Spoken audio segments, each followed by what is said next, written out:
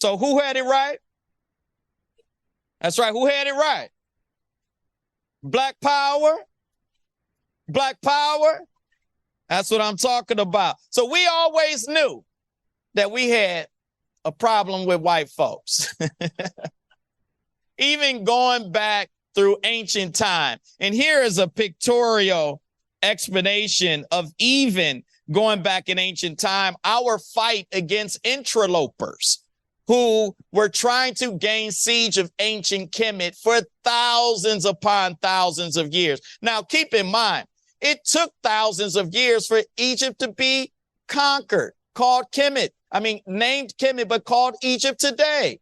Thousands of years. They did not conquer Kemet until it was at its weakest point, until after pillaging of different groups from the Assyrians, the Greeks, the Romans, and it goes on and on and on and on, that they were finally able to penetrate.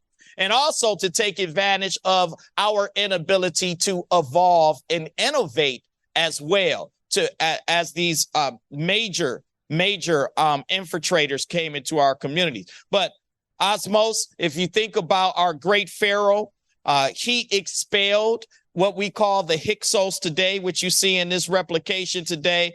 And not only did he expel them, but he reunited Upper and Lower Egypt for the first time, creating the first nation state in the world. So they say black folks never had politics. We never had civilization. We want you to understand that we are the first to create civilization and a nationwide and world economy that others could duplicate. So if you all see what I'm trying to do today is take you back home to realize that economics and entrepreneurship development starts with you. If you know where your history is, you know where you're going. So don't ever tell anybody that your story started with enslavement. And I don't call it slavery.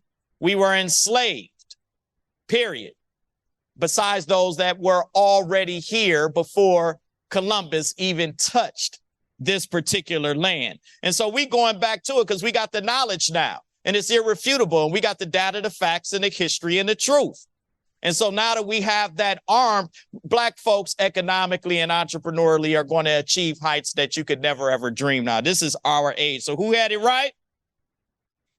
That's right. And if you understand who had it right, we know this is by what? Black power? Black power? That's right, because Malcolm wasn't just describing a particular measure that was political. He was describing a measure that was economic. And by any means necessary was a translation that was created even before him by great scholars like Frantz Fanon, the great French intellectual. How many have heard of Frantz Fanon? Absolutely. So if you think about his address, he used the same terms that we are here by any means necessary for our own self-liberation and determination. And if you trace that again back to Booker T. Washington, what is the one way to freedom and liberation that Booker T believed in? It was through economic empowerment and enterprise ownership, or what some people say, the money is the root of all evil. But in terms of flipping the white lens, money and economic development is the root of all good. When you understand the land and what comes with it and the ownership of that land, and if you're not in it to own it, then why are you doing it?